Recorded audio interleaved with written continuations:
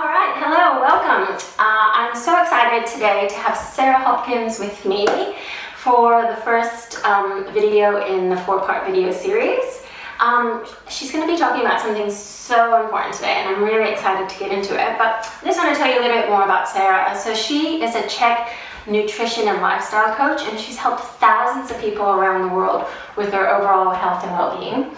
And she also specializes in women's health and fertility. And she's just an overall amazing human being, and I love her so much. And I'm so happy to be here with her today talking about this, I think, very important topic.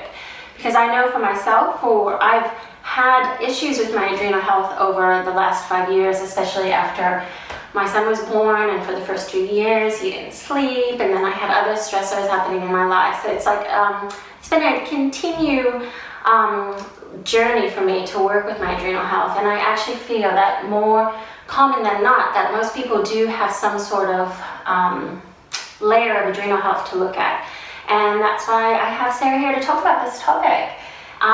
So let's get started into kind of what are the adrenals and their function and their role in our body and our overall well-being. Okay, so I agree with you, by the way. I have assessed hundreds and hundreds of clients, mainly women, over years, and in the thorough assessment process that I was taught through the CHEK Institute, we do assess the adrenals, and almost every single one of my clients has a high adrenal score. So that means that their adrenals are suffering under some sort of duress. Now, to give some context to what the adrenals are and what they do, so they're small glands that sit on top of our kidneys, and they're one of a group of glands called the endocrine glands that are associated with hormones. So all of the hormones they control, but the one that we want to talk about today, and I think is the most relevant in the context of most people in terms of the overall health, is the stress hormones. So the adrenals are the glands that produce the hormones cortisol and adrenaline in response to a stressor. So once upon a time, pre-industrial revolution, and certainly sort of when we were more hunter-gatherers, we probably had a stressor, which would have been potentially a predator or something like that. Maybe, I don't know, none of us really know, because we're sort of basing it on archaeological history or whatever it might be, but we can assume that it was maybe once a day or maybe once a week we produce those stress hormones, which most of us are familiar with, adrenaline and cortisol, and that was something that enabled us to run away and escape from a predator. But unfortunately, in today's modern age, we have all this stimuli coming at us all the time, and every single one of these things stimulates our adrenals to produce cortisol or adrenaline or both. And so it's everything from driving in traffic to thinking about problems in our life, to receiving an urgent email, to spotting our mean boss coming in across the office floor, to getting your kids out the door for school. Having a kid in and of itself, the electromagnetic Wi-Fi filled environments that we're exposed to. So instead of it being sort of this one-off obvious stimuli of there's a saber-toothed tiger, it's going to chase us, now it's just this chronic overproduction of these stress hormones. So what that does over time is it puts pressure onto those organs, and I think we'll get into some of the obvious symptoms, but over time we can start to feel quite fatigued, and there's lots of other symptoms. So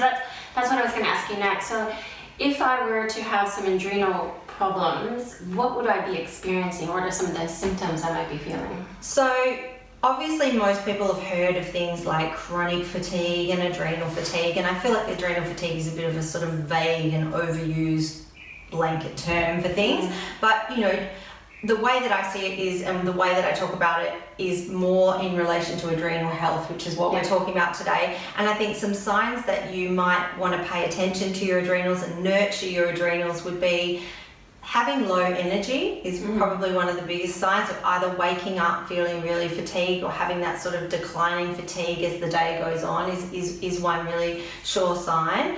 Another sign would be sugar cravings, because when we produce those stress hormones, our body dumps glucose into the bloodstream and then sends us out to get some more. So sugar cravings is a really common one that I see with a lot of people.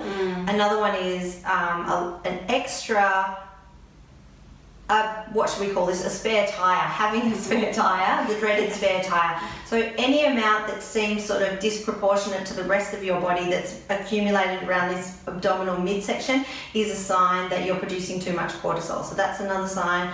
Another sign is having a poor recovery from exercise, so really pulling up poorly after exercise, and that, you know, obviously having some delayed onset muscle soreness is fine, but for that to be enduring is another sign. And another couple of things that, in my experience, most people are experiencing. One is digestive issues. So any digestive issues that are sort of ongoing are often caused, at least in part, by stress, because the digestive system sort of shuts down when we're in that chronic stress response, because we're meant to be running from a predator. And then the final one, although there's a couple more, one is sleep. So any insomnia, waking in the night and inability to fall back to sleep, difficulty falling asleep, because again, the sleep hormones are suppressed by the production of cortisol.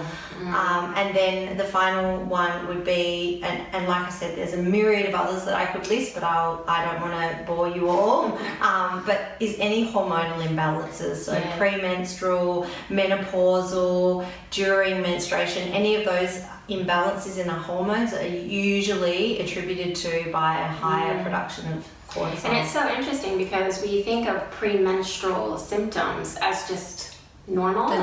It's just like, oh yeah, I'm having cramping, or I'm PMSing, I'm grumpy, or you have acne, or but those are not actually really normal, but we just normalized it. That's a sure sign of an imbalance, and the first place to look is at the production of stress hormones. It's interesting because that was the indication when I was having really super heavy periods. Then I was like, okay, this is not okay, I need to go get it checked out from a naturopath, and then that's when I first realized that I had some issues with my adrenal health. And then, I've had symptoms of like the premenstrual symptoms, not able to sleep, digestion issues definitely have been some of the key factors that I've seen symptoms. So common. Absolutely. So we know what our symptoms are, we know what the adrenals are, but how can we keep our adrenals healthy? So I think that I'll just give you 5 action items that are simple and things that you can easily implement into your life, because you know you can get really granular with it and really specific, but these are really good hard and fast things that you can start to do to improve your adrenal health and also just your overall health. So the first one I'm going to suggest is around diet, and this is particularly for women. So making sure that you're eating enough carbs, so restricting carbs and actually eating enough food, so eating regularly, eating every 3 or 4 hours is a really beautiful way to balance the blood sugar, and also that will help nurture the adrenals. So a lot of women are doing keto or fasting or doing these sorts of things, and these will most certainly start to trigger an internal stress response. So eating enough carbs, and you know, if you're going grain-free or paleo or whatever your dietary sort of eating schedule might look like, sweet potato, honey, maple syrup, fruits, other sort of root vegetables, they're all beautiful sources of starchy carbohydrates. And then obviously there's grains and things like that. So that's the first one. And the second one, and anybody that knows me knows that I talk about this ad nauseum, but it's really about managing the 12 hours of darkness that you should have in any 24-hour period. So we should be getting as little light exposure as possible from the time the sun sets. So that means turning off the lights in your house, stepping away from the phone, stepping away from the smart TV, at least by 8 p.m, let's say, and really enabling your body to produce some of that super precious and amazing melatonin, because that will actually, the sleeping process that occurs from 10 p.m. until 6 a.m. is actually a healing period that enables your adrenals to regenerate. So really getting that deep restorative sleep, and you can only get that if you're adequately building melatonin in the first half of the evening. The next one is about that sort of glamorization of busy. So I feel like we've, if anyone asks us how we are, we say busy, right? And that's awesome. Everyone says, oh, that's good, Great, you're accomplishing things. Well done. Well done. And everyone's like, oh, I'm so busy. And so the way, I suppose, and this ties into, your daily dose of slow and all of these things, is that the first thing we need to do is slow the stimuli down. And so the stimuli is based on how full our days are. Because the reason that we're all so stressed is because we're actually running around like headless chickens, all of us, especially if we're mums. So it actually means looking realistically at your everyday schedule and actually starting to say no to things, So important. No to catching up with. No, one of my acquaintances was telling me on Tuesday night that she had five children's birthday parties on a weekend, and she said her kids were insane by the end of the weekend. Totally crazy. And I was like, I said to her, I literally do one thing on the weekends. Like, I'll choose one. Maybe if you're lucky, I'll choose two things. Yeah. I will not do more than that. And so that I used to do 10 things. So it's like I've put those boundaries in place, and my nervous system and my adrenals are grateful for that. Because it really is that, like, rushing from one thing to the next, and this, just getting things ready and getting out the door, you automatically feel that little bit of like, you're anxious. You're anxious, and you are producing those stress hormones, know, and everything takes longer, so you end up running behind, and then you're running late, and then that's stressful. And there's no joy in any of that. Like, doing 5 birthday parties, there's no presence and joy in any of those parties, because gotta get to the next. What time is it? So put those boundaries in place. Now, the next one is also something that you speak a lot about, and I also speak a lot about, and I suppose this one is not. Some of my suggestions are about, I suppose, taking things away, like taking away the electronics and, taking some of these busy social engagements away. This one's about adding something in, and this is about adding in a daily meditation practice. So meditation is one way to still the system, to calm the nervous system down, and also it can be very regenerative for the adrenals. It also just helps us to stay centered and present and not be so reactive to our life. So, to the uninitiated, I usually recommend starting with 5 minutes a day. There's a gazillion free apps where you can set a timer, listen to a guided voice talking you through it, and hopefully over time, I'd say, build up to 15 minutes or maybe even 20 minutes. But I think that that's an essential tool, and everybody should be doing that as a minimum. And then the final one, so number 5 is, and this one's easy. This is the best one. That's why I've left it to last. But it's one that a lot of people aren't doing. It's find the thing that lights you up. And a lot of people get stuck in that, what's my passion and purpose, and should I be doing that for my career? This is not what I'm talking about. I'm talking about, what is the thing that you love doing? So one example that I love to do, and it's a bit not really weather appropriate right now, but is go to the beach and just lie in the sun and swim and frolic with my son, and maybe even walk along the beach. But I love being at the beach. So that fills me with endorphins, and it calms. I can feel instantly calmer doing that. Another example is bushwalking. And so finding those things, for some people it's playing a team sport, for other people it's knitting or sewing.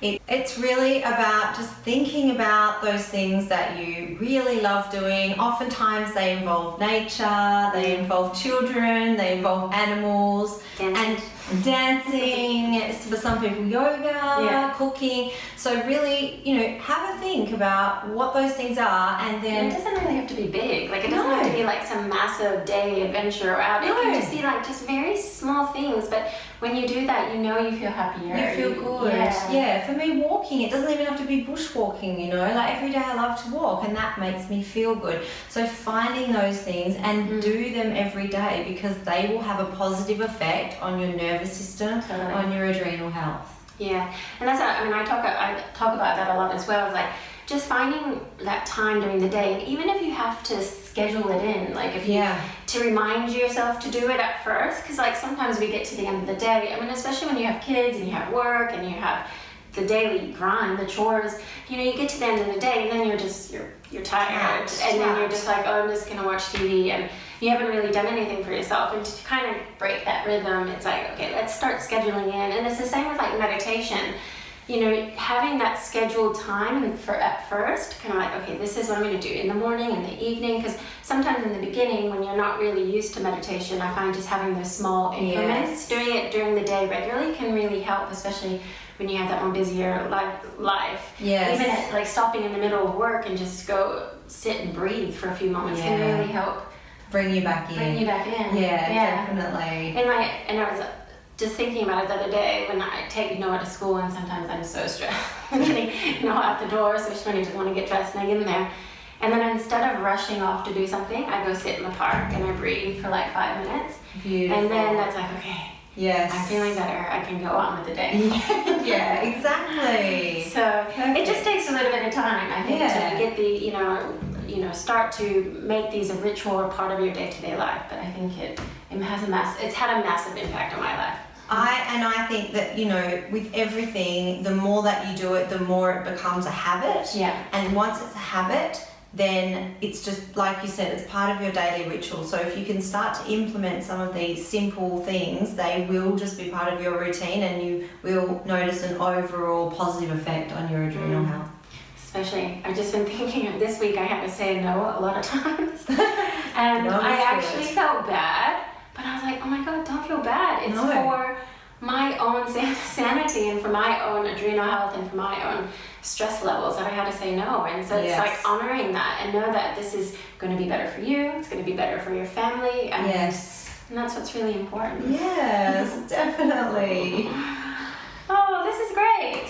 Thank you, Sarah. We covered everything that I wanted to talk about too. So I do think this is such an important topic and very relevant. And I think that what Sarah has given us, these tips, are just really actionable and really easy to incorporate in our daily life. And I know for myself, using these in my day-to-day life has been really transformational.